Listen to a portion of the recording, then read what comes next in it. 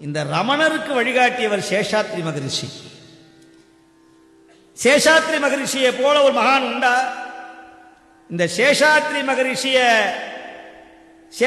மகரிஷிக்கு ஞானம் வழங்கியவர் யாருன்னா காஞ்சி மகா பெரியவர்.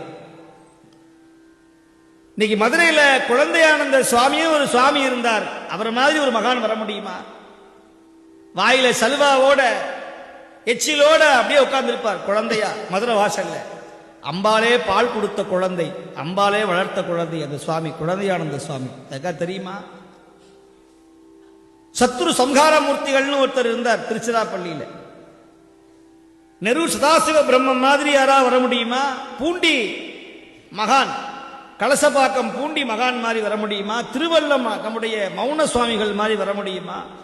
எல்லாத்த விட என் குருநாதர், நமக்கெல்லாம் குருநாதர் எம்பெருமான் வாரியார் சுவாமிகள் மாதிரி யாராவது வர முடியுமா?